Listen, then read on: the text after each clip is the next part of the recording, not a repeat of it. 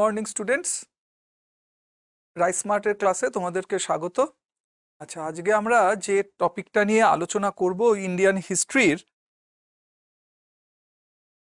সেটি হলো age of 16 মহাজনপদ। ষোড়শ মহাজনপদ এর ওপর আমরা এক্সামে যে ধরনের প্রশ্ন পেয়ে থাকি সেটা নিয়ে আলোচনা করব। এবং এজ অফ 16 মহাজনপদ শুরু হচ্ছে ভেদিক সিভিলাইজেশনের এন্ড হয়ে যাওয়ার পরে। তাহলে তোমাদের মনে রাখতে হবে এর সময়কালটা হচ্ছে বৈদিক যুগের অবসান, আর তারপরে আমাদের ভারতবর্ষের ইতিহাসে আমরা যে পিরিয়ডটা দেখতে পাই এটা হচ্ছে ষোড়শ মহাজনপদের যুগ। আচ্ছা, ষোড়শ মহাজনপদের যুগে আমাদের কোন কোন জায়গাগুলো পড়তে হবে? ষোড়শ মহাজনপদের সম্পর্কে জানার জন্য যে সমস্ত সোর্সগুলো দেয়া রয়েছে এই সোর্সগুলো সম্পর্কে আমাদের জানতে হবে। এই সোর্সগুলোর মধ্যে আমরা বিভিন্ন সোর্সগুলোকে নিয়ে আলোচনা করব যেগুলো কম্পিটিটিভ পরীক্ষার পার্সপেক্টিভে গুরুত্বপূর্ণ। এছাড়াও তোমাদেরকে পড়তে হবে বিভিন্ন 16টা মহাজন পদের মধ্যে যে মহাজন পদগুলো থেকে এক্সামে প্রশ্ন আসে সেগুলো। তার মধ্যে একটা হচ্ছে কোশল, অঙ্গ, মগধ। এছাড়াও দুটো রিপাবলিকান স্টেট ব্রিজি এবং মল্ল, এই দুটো সম্পর্কে যে ধরনের প্রশ্ন হয় সেটা। এছাড়াও আমরা বৎস, মৎস্য, অসমক এই রাজ্যগুলো সম্পর্কে পড়ব। আর তাছাড়াও অবন্তী, গান্ধার এবং কম্বোজ। তাহলে 16টা মহাজন পদের মধ্যে যদি আমরা হিসাব করে দেখি তাহলে তোমাদের সব মিলিয়ে 1 2 3 4 5 6 7 8 9 10 11, 16টার মধ্যে 11টা মহাজন পদের ওপর কিছু ইনফরমেশন তোমাদেরকে মনে রাখতে হবে। আচ্ছা, এরপরে আমরা তাহলে প্রথমে চলে আসি কি, সেটা হচ্ছে সোর্স, উপাদান। এই উপাদান আমরা বেশ কিছু উপাদান পাই, কিন্তু আমরা এক্সামের পারপাসে রাখবো হচ্ছে বেসিক্যালি 3টে, যেটা আমরা কম্পিটিটিভ পরীক্ষায় প্রশ্ন হিসাবে পাই। সেটা কি? অঙ্গুত্তর নিকায়। অঙ্গুত্তর নিকায় একটা বৌদ্ধ টেক্সট। এখান থেকে আমরা বলবো কি, সেটা হচ্ছে ত্রিপিটকের অংশ, বৌদ্ধ টেক্সট এবং ত্রিপিটকের অংশ। এবং এই টেক্সটটা থেকেই আমরা সব থেকে বেশি ষোড়শ মহাজন পদের সম্পর্কে একেবারে জেনুইন ইনফরমেশন পেয়ে থাকি। এজ অফ 16 মহাজন পদের যে 16টা রাষ্ট্রের নাম দেয়া রয়েছে সেইটা প্রকৃতপক্ষে এই অঙ্গুত্তর নিকায় থেকেই সংগ্রহ করা হয়েছে। তাহলে এক্সামে যদি প্রশ্ন আসে বা এসে হচ্ছে most important source regarding the age of 16 mahajanapada, তাহলে তোমরা এখানে অ্যান্সার করবে অঙ্গুত্তর নিকায়। আচ্ছা, দ্বিতীয় একটি জৈন টেক্সট ভগবতী সূত্র, এটাকে তোমাদের পড়তে হবে, ভগবতী সূত্র। আর এছাড়াও অষ্টাধ্যায়ী, অষ্টাধ্যায়ী এটা লিখেছিলেন পানিনি, আর এটা ছিল একটা সংস্কৃত গ্রামার বুক। তাহলে এই 3টে বই তোমাদের এজ অফ 16 মহাজন পদের সম্পর্কে খেয়াল রাখতে হবে। এছাড়াও আমরা দেখতে পাই মহাবস্তু, রামায়ণ, এই বইগুলো থেকেও আমরা কিছু ইনফরমেশন পাই, কিন্তু এই 3টেই হলো তোমাদের জন্য প্রয়োজনীয় কম্পিটিটিভ পরীক্ষার পার্সপেক্টিভে। আচ্ছা, এরপরে নেক্সট আমরা দেখব কোশল বলে একটা রাজ্য। তাহলে কোশল, কোশল থেকে প্রশ্ন তোমাদের হবে যে কোশলের অবস্থান কোথায় এখনকার বাউন্ডারিতে? তাহলে আমরা বলবো অযোধ্যা, আর অযোধ্যা মানে উত্তরপ্রদেশের মধ্যে পড়ে। আচ্ছা, কোশলের বিখ্যাত রাজা কে ছিলেন? কোশলের বিখ্যাত রাজার নাম ছিল প্রসেনজিৎ। এই প্রসেনজিৎ নামটা তোমাদের মনে থাকবে কারণ একজন ফিল্ম আর্টিস্টের নাম, আর সঙ্গে তার আমরা নামের মিল পাই। তিনি ছিলেন একজন বিখ্যাত রাজা ওই সময়ের ষোড়শ মহাজন পদের যুগের। আর তার ক্যাপিটাল কোনটা ছিল? শ্রাবস্তী। তাহলে কোশলের ওপর তোমাদের এই 3টে পয়েন্ট খেয়াল রাখতে হবে। এরপরে তোমাদের দেখতে হবে অঙ্গ বলে একটা স্টেট। অঙ্গ স্টেট এখন বর্তমানে বিহারের ভাগলপুর অঞ্চলে ছিল বলে ধরে নেওয়া হয়। ক্যাপিটাল হিসাবে আমরা বলবো চম্পা। আর অঙ্গের ওপর যে পয়েন্টটা তোমাদের সব থেকে ভালো করে মনে রাখতে হবে সেটা হচ্ছে মগধের রাজা বিম্বিসার, তিনি মাত্র একটা জায়গায় দখল করেছিলেন। আর সেই জায়গাটা কোনটা বা কোন মহাজনপদটা বিম্বিসার দখল করেছিলেন? তাহলে আমরা বলবো অঙ্গ রাজ্যটা বিম্বিসার দখল করেছিলেন। সুতরাং অঙ্গের থেকে তাহলে এই জায়গাগুলো পড়বে। আচ্ছা, এরপরে তোমরা চলে আসো হচ্ছে মগধ রাজ্য। মগধের মডার্ন লোকেশন পাটনা গায়া। আমার মনে হয় এটা সবারই মোটামুটি ভাবে আইডিয়া রয়েছে, এটা অবস্থিত হচ্ছে এখনকার বিহারে। আচ্ছা, এই যে 16টা মহাজন পদ, 11টা মহাজন পদের নিয়ে যেটা আমরা আজকে আলোচনা করব, তার মধ্যে সব থেকে শক্তিশালী ছিল সেটা হচ্ছে এই মগধ রাজ্যটা, সব থেকে পাওয়ারফুল। আর মগধের ক্যাপিটাল, এটা আমরা এক্সামের কোশ্চেনের মধ্যে পাই। এরকম ভাবে প্রশ্ন এসেছিল, first capital of Magadha state, মগধের প্রথম রাজধানী কোনটা? তাহলে আমরা এখানে বলবো গিরিব্রজ বা রাজগৃহ, রাজগৃহ বা গিরিব্রজ।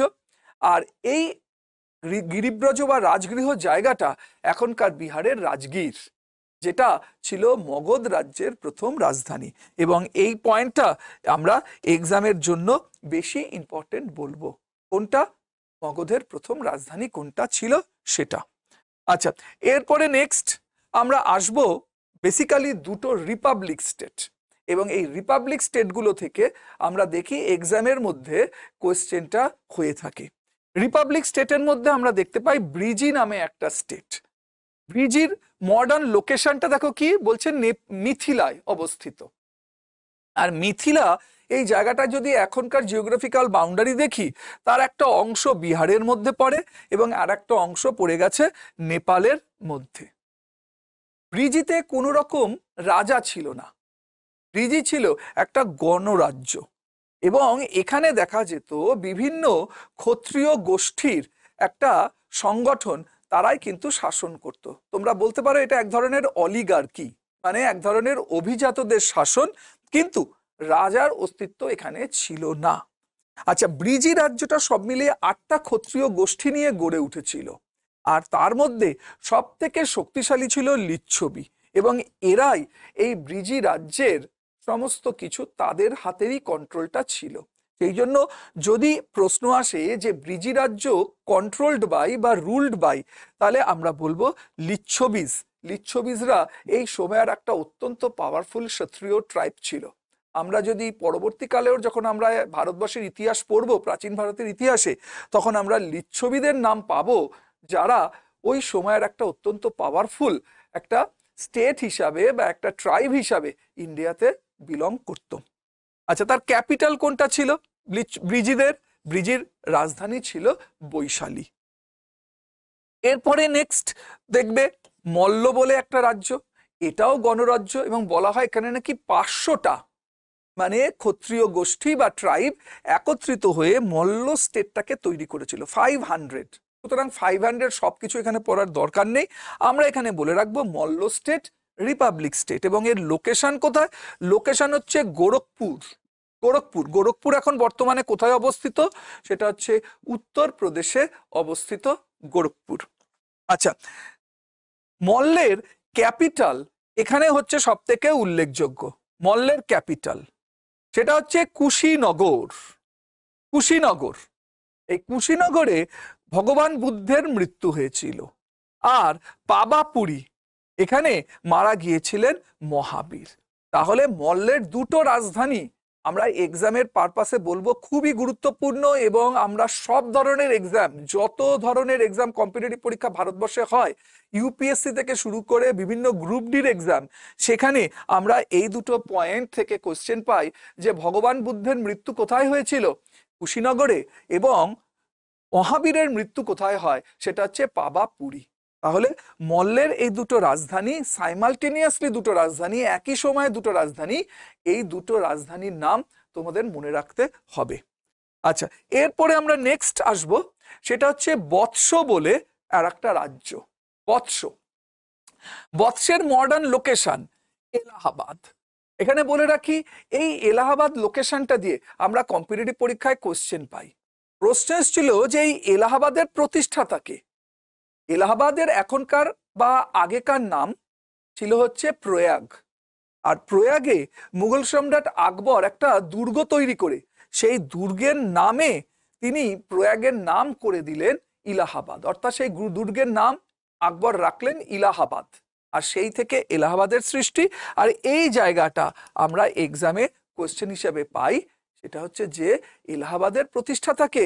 আমরা কম্পিটিটিভ পরীক্ষার পার্সপেক্টিভে বলবো আকবর, কিন্তু এলাহাবাদ একটা খুবই প্রাচীন জায়গা, যেটা এর আসল নাম ছিল হচ্ছে প্রয়াগ বা এখনকার প্রয়াগরাজ।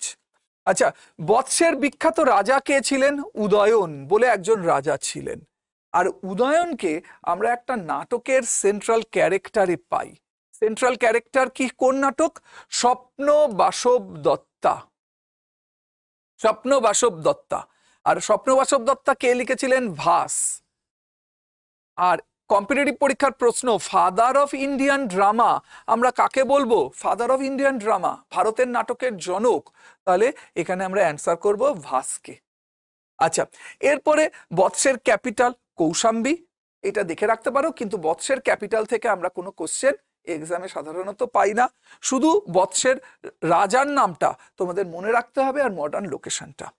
এরপরে তোমরা মৎস্য, মৎস্য কোশ্চেন মানে স্টেটটা থেকে কম্পিটিটিভ পরীক্ষায় সব থেকে বেশি প্রশ্ন এসছে, যতগুলো নিয়ে আলোচনা করলাম তার মধ্যে শুধু একটাই প্রশ্ন, মডার্ন লোকেশন কোনটা? মডার্ন লোকেশন সেটা হচ্ছে জয়পুর। প্রশ্ন দেয় যে 16টা মহাজনপদের মধ্যে কোনটা রাজস্থানে লোকেটেড, তাহলে আমরা এখানে অ্যান্সার করব মৎস্য কিংডমটি। ঠিক আছে, মৎস্যের রাজধানী এটা দেখে রাখতে পারো, বিরাট। প্রশ্ন আসতে পারে কিন্তু খুব একটা গুরুত্বপূর্ণ নয়। আচ্ছা, এরপরে দেখো রয়েছে অসমক। অসমকের মডার্ন লোকেশন কি? মহারাষ্ট্র। এবং অসমক কোন নদীর তীরে? গোদাবরী নদীর তীরে।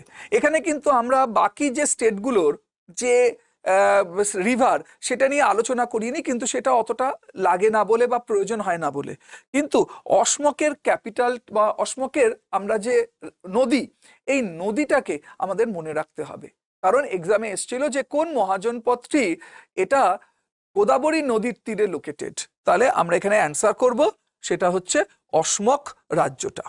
আর অসমক রাজ্যটা যদি আমরা জিওগ্রাফিক্যাল বাউন্ডারিতে দেখি, তাহলে এটা এখনকার বর্তমানে এই মহারাষ্ট্র অঞ্চলের মধ্যে পড়ে।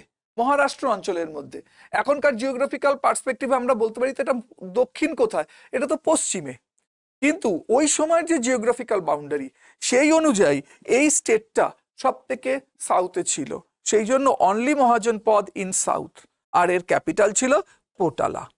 আচ্ছা, আর কোন দুটো স্টেট তোমরা এখানে পড়বে বা আর কোন জায়গাগুলো পড়তে হবে?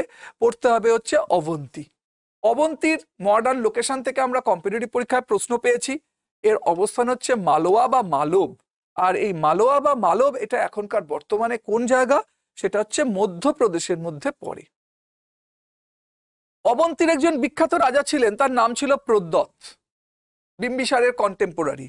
এবং একটা সময় তার জন্ডিস রোগ হয়, এবং সেই রোগ থেকে তাকে সুস্থ করার জন্য প্রদ্যোতের বন্ধু মগধরাজ বিম্বিসার পাঠিয়েছিলেন তার সব থেকে বেস্ট চিকিৎসককে, তার নাম ছিল জীবক। আর দেখো এখানে এই পয়েন্টটাকে মনে রাখতে হবে, হি ওয়াজ কিওর্ড ফ্রম জন্ডিস বাই জীবক। তাহলে এই পয়েন্টটা খেয়াল রাখতে হবে। ওই সময়ের ষোড়শ মহাজনপদের একজন বিখ্যাত চিকিৎসককে জীবক, জীবক গৌতম বুদ্ধেরও চিকিৎসা করেছিলেন।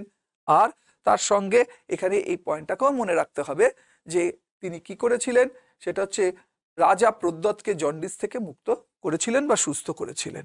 আর ক্যাপিটাল, ক্যাপিটাল হিসেবে দেখো দুটো রয়েছে, একটা হচ্ছে মাহিষ্মতি এবং একটা উজ্জেন। মাহিষ্মতি শহর এখন আর সেভাবে কোথাও আমরা জানি না কোথায়, কিন্তু উজ্জেন এখনো ভারতবর্ষে স্টিল এক্সিস্ট করে ইন্ডিয়াতে। আচ্ছা, এরপরে তোমরা দেখবে গান্ধার স্টেট। গান্ধারের সম্পর্কে আমরা দেখতে পাই এর মডার্ন লোকেশন পেশোয়ার এবং রাওয়ালপিন্ডি। তাহলে এটা কি এখন আর ভারতবর্ষের মধ্যে? তাহলে আমরা সবাই বলবো যে না, এটা এখন ভারতবর্ষের মধ্যে নয়। সেই জন্য গান্ধার রাজ্য এটা আউটসাইড ইন্ডিয়া, ভারতের বাইরে অবস্থিত। আর কি, গান্ধারের রাজধানীটা তোমাদেরকে মনে রাখতে হবে। গান্ধারের রাজধানীর নাম ছিল দেখো ত্র্যাক্সিলা বা তক্ষশিলা। আর এই তক্ষশিলাই হচ্ছে ভারতবর্ষে সব থেকে প্রাচীনতম শিক্ষার কেন্দ্র। ভারত নয়, ভারতীয় উপমহাদেশ, ভারত, পাকিস্তান, আফগানিস্তান, বাংলাদেশ, এইটা নিয়ে একটা সময় বলা হতো হচ্ছে ইন্ডিয়ান সাবকন্টিনেন্ট। আর এই ইন্ডিয়ান সাবকন্টিনেন্টের সব থেকে প্রাচীনতম শিক্ষার জায়গা ছিল সেটা হচ্ছে এই তক্ষশিলা।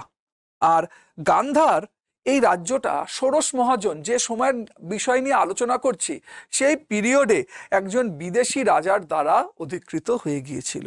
তাহলে এখানে মনে রাখতে হবে গান্ধারকে দখল করে নিয়েছিলেন কে? সেটা হচ্ছে ডারিয়াস ওয়ান। ডারিয়াস ওয়ান ছিলেন পারস্যের রাজা, আকিমিনিড বংশীয় রাজা ছিলেন তিনি, এবং দখল করে নিয়েছিলেন গান্ধার স্টেটটাকে। এবং এই গান্ধারকে তার সাম্রাজ্যের 20 নম্বর প্রদেশে রূপান্তরিত করেছিলেন, 20th সাত্রাপিতে রূপান্তরিত করেছিলেন।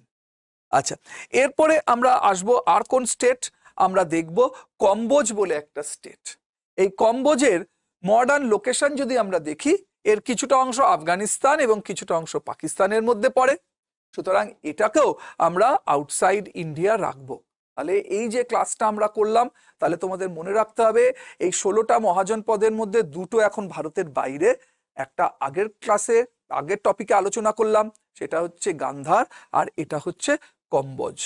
আর এর রাজধানী এখানে বলা হয় রাজপুর, যেটা নাকি এখন কাশ্মীরের রাজৌরির মধ্যে পড়ে।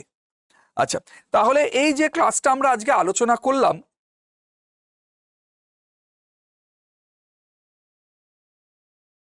তাহলে এই যে ক্লাসটা আমরা আলোচনা করলাম, তাহলে কোন কোন জায়গাগুলো তোমাদের এর মধ্যে খেয়াল রাখতে হবে? তার মধ্যে দেখো হচ্ছে অঙ্গুত্তর নিকায়, অঙ্গুত্তর নিকায় সব থেকে গুরুত্বপূর্ণ সোর্স 16টি মহাজনপদ সম্পর্কে জানার জন্য। গিরিব্রজ বা রাজগৃহ, এটা হলো মগধের প্রথম রাজধানী।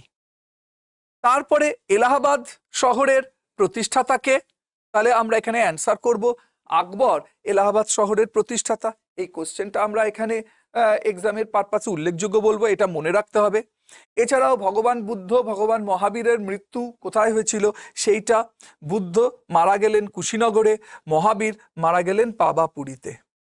আর একটা পয়েন্ট যেটা আমরা কোশ্চেন হিসেবে অনেকবার পেয়েছি, 6th সেঞ্চুরি বিসি, 6ষ্ঠ শতাব্দী খ্রিস্টপূর্ব 6ষ্ঠ শতাব্দী গান্ধারকে দখল করে নিয়েছিলেন ডারিয়াস ওয়ান, যিনি হচ্ছেন রুলার অফ পার্সিয়া।